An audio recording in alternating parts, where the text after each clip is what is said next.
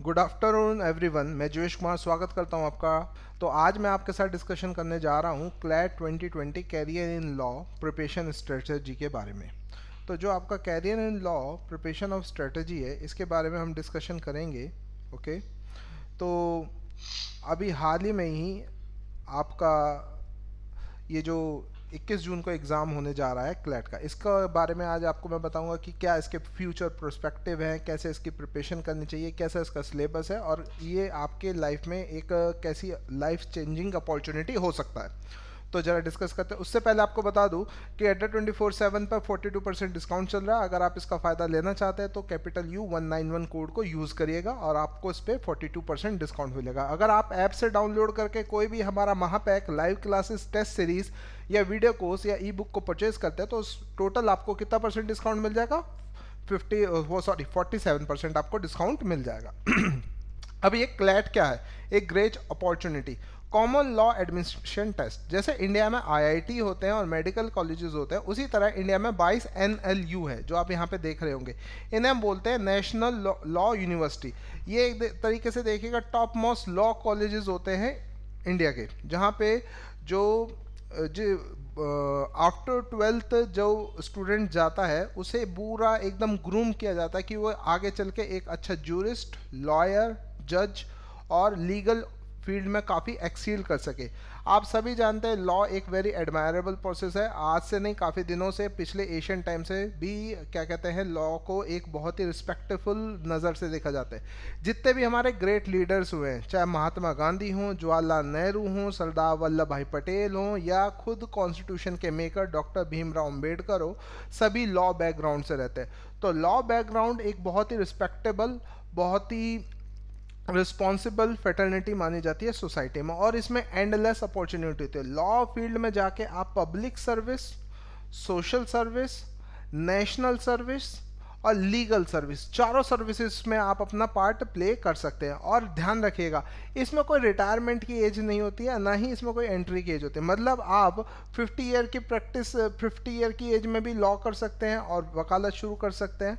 और अगर आपने 21 ईयर की एज में शुरू करा तो जब तक आप इस दुनिया में हैं तब तक आप प्रैक्टिस कर सकते हैं। जैसे अभी रिसेंटली इस साल, पिछले साल राम जेठमलानी जो काफ़ी पुराने लॉ, तो कराची यूनिवर्सिटी से उन्होंने लॉ करा था। 96 ईयर की एज में उनकी डेथ हुई है लास्ट ईयर। वो तब तक प्रैक्टिस कर रहे थे। तो इसमें कोई एंट्री और एग्जिट की एज नहीं है। Surendra Yadav, hello sir.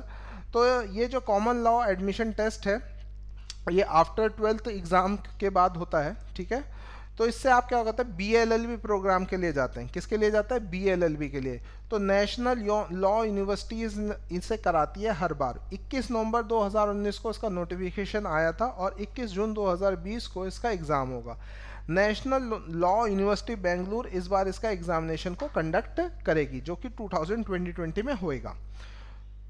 ध्यान रखिएगा, ये जो अंडर ग्रेजुएट प्रोग्राम होता है क्लैट का, ओके, ये 2 आर का टेस्ट होता है। इसमें 150 मल्टीपल चॉइस क्वेश्चन होते हैं, 1 मार्क ईच का मिलता है और नेगेटिव मार्किंग इसमें 1/4 यानी 0.25 होती है।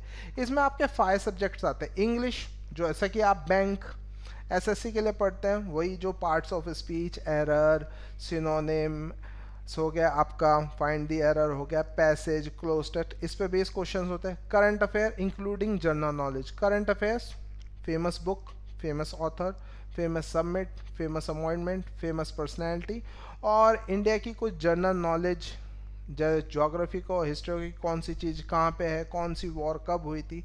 रीजनिंग सेम वही कंसेप्ट जो आप बैंक या SSC में पढ़ते हो, कैलेंडर हो गया, एनालॉगी हो गया, और मैथ की का भी सेम प्रोसेस वैसे ही होता है, सिलेबस वैसे होता है जैसा आप पढ़ते हो। इसमें जो डिफरेंट होता है वो होता है आपका लीगल रीजनिंग, या जिसे हम लीगल एप्टीट्यूड बोलते हैं। क्योंकि आप एक लीगल फील्ड में जाने के लिए एस्पायर कर रहे हो, तो उसके लिए आपके पास कैसी थिंकिंग होनी चाहिए, वो आपका इस एग्ज़ाम के अकॉर्डिंग चेक किया जाता है। ये अगर मैं बात करूँ लीगल रीजनिंग की, तो ये लीगल रीजनिंग में आपको 450 वर्ड्स का एक पैसेज रीड करने को दिया जाता है।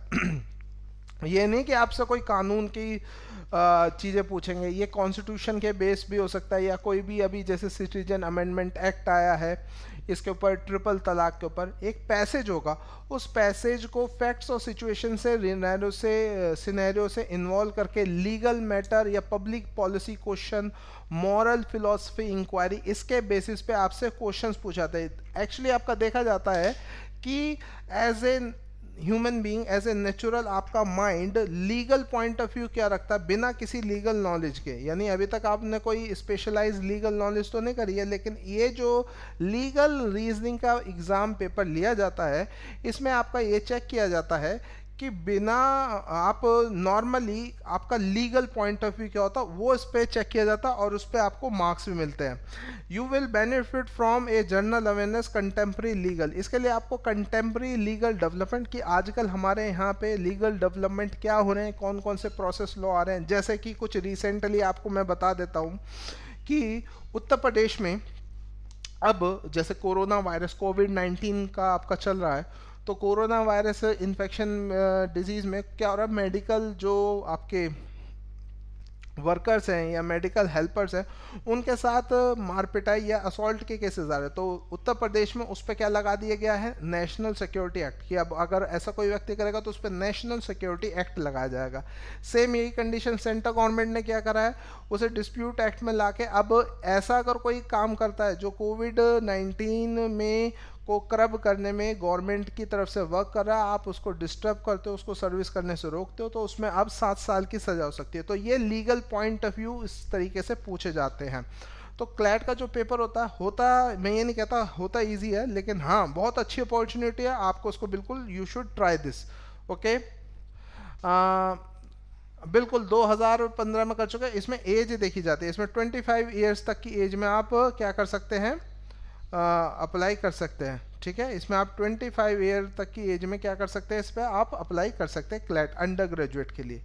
फिर देखिएगा ईच पैसेज जो है इसमें आपसे क्वेश्चन पूछा जाएगा, रूल्स प्रिंसिपल, क्योंकि इसमें आपसे ना लैटिन प्रिंसिपल्स पूछे जाएंगे, जैसे रेस जुडिकाटा हो गया, आपसे लेगम, एक हमारे ना प्रोवर्ब होता है, जब आपको पढ़ाया जाएगा ना इसके लिए आपको स्पेशल पढ़ना पड़ेगा कि ग्रीक आइडियोलॉजी होती है, एक ग्रीक टर्म्स, उनको आपको पढ़ना पड़ेगा, उसके बेसिस पे ये सेट ऑफ रूल्स को आपसे क्वेश्चंस पूछे जाते हैं। अब बात करता हूँ कि आफ्टर क्लैट या बीए एलएलबी करने के बाद, जस्ट आफ्टर कंप्लीटिंग दी 12th क्लास, और आप जब 5 ईयर प्रोग्राम करते हैं थ्रू क्लैट जब आप 5 ईयर प्रोग्राम करते हैं, तो आपके पास कौन कौन सी अपॉर्चुनिटी होती हैं फ्यूचर में।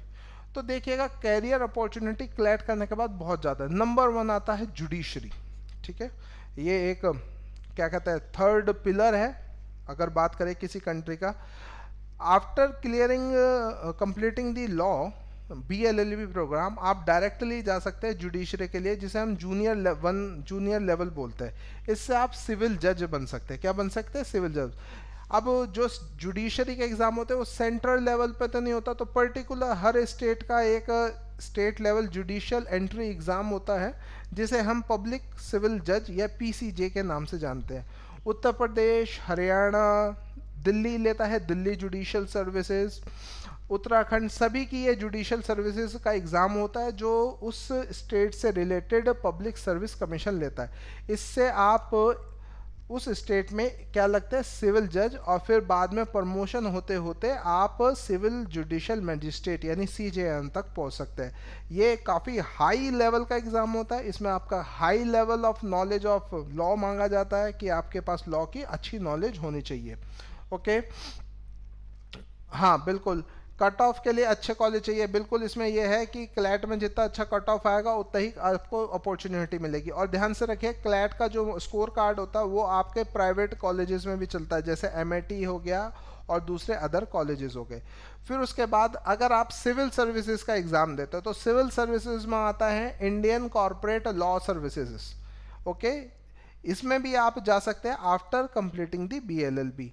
इंडियन कॉर्पोरेट लॉ सर्विसेज में ये होता है कॉर्पोरेट लॉ सर्विसेज जो इंडिया की होती हैं। ठीक है, it is a respected and highly sought career option of the law graduate. It is similar to law services job in the state level.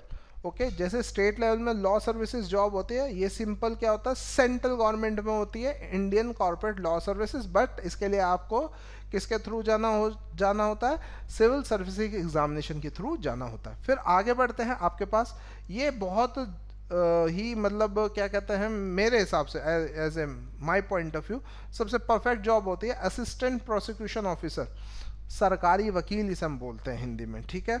आप इसकी जो एंट्री होती है वो APP यानी असिस्टेंट प्रोसिक्यूशन ऑफिसर APO के तौर पे होते हैं। उसके बाद आप APP और फिर PPP बनता है। काफ़ी पावरफुल जॉब होती है। जब आप किसी डिस्ट्रिक्ट के PP होते हैं तो कोर्ट से आपका डायरेक्ट की कोर्ट आपको डायरेक्ट करता है, कोर्ट्स में आपकी होल्ड होता है और एग्जीक्यूटिव में भी आपका होल्ड होता है। आप लोगों के लिए कर पाते हैं, क्योंकि जो भी लोगों पर अत्याचार होता है और जिनके पास पैसा नहीं होता उनको न्याय दिलाने का काम कौन करता है, असिस्टेंट प्रोसिक्यूशन ऑफिसर या प्रोसिक्यूशन ऑफिसर करता है। ध्यान रखिएगा, स्टेट की तरफ से जो भी कानूनी कार्रवाई होगी, यानी राज्य की तरफ से, अगर सपोज करो ए ने मर्डर कर दिया तो ए के खिलाफ जो केस लड़ेगा ना वो असिस्टेंट प्रोसिक्यूशन ऑफिसर लड़ेगा, जिसका मर्डर हुआ उसकी तरफ से कोई नहीं लड़ेगा, यानी स्टेट लड़ता है। ओके, तो असिस्टेंट प्रोसिक्यूशन ऑफिसर, और हर स्टेट का ये अलग अलग निकलता है एग्ज़ाम। काफ़ी पावरफुल पोस्ट होती है, क्योंकि अगर आप किसी डिस्ट्रिक्ट के APO है ना, तो जो डिस्ट्रिक्ट के SP है वो आपकी एंटाइटल्ड होते हैं बात को सुनने के लिए। आप उनसे जब चाहे मिल सकते हैं, जब चाहे उनसे आप बात कर सकते हैं। फिर उसी तरह से एक होता है लॉ ऑफिसर। ये लॉ ऑफिसर आपका किस में होता है, बैंक में होता है। जितने भी डिफ़ॉल्ट लोन होते हैं उनके लीगल जो पेपर्स बनते हैं, ओके। सर इलाहाबाद यूनिवर्सिटी के लिए, हाँ इलाहाबाद यूनिवर्सिटी के लिए भी मैं बता रहा हूँ आपको, अभी लास्ट में थोड़ी देर कन्हैया श्रीवास्तव, हल्का सा पेशेंस, फिर आपको मैं बताता हूँ। तो लॉ ऑफिसर्स गाइड जो होता है, लॉ ऑफिसर्स होते हैं बैंकों में भी होता है, तो ये भी आप BLLB या BLLB करने के बाद करता है। लेकिन इसमें बेसिकली आपके पास नॉलेज किसकी होनी चाहिए, बैंकिंग लॉज और Indian contract act, companies act, foreign exchange act, negotiable instrument act और बैंकिंग रेगुलेशन एक्ट और SURF-SI एक्ट, डेप्थ रिकवरी ट्रिब्यूनल एक्ट, इन सब की आपके पास बेसिकली क्या होनी चाहिए, नॉलेज होनी चाहिए। लॉ ऑफिसर कभी भी कोर्ट में तो प्रेजेंट नहीं होता, लेकिन जो लीगल ड्राफ्टिंग होती है जो बैंक करता है वो आपको लॉ ऑफिसर करने के तौर पे मिलता है। काफ़ी हाईली प्रॉफिटेबल जॉब है, क्योंकि बैंक की सारी प्रोक्योसिटीज़ मिलती है, पब्लिक डीलिंग नहीं होती है, लेकिन ज़्यादा इसमें क्या होता है, आपको ड्राफ्टिंग, लीगल ड्राफ्टिंग करनी पड़ती है। उसके बाद आपका अगर आप प्रैक्टिस करना चाहते हैं तो लॉ फर्म में जा सकते हैं।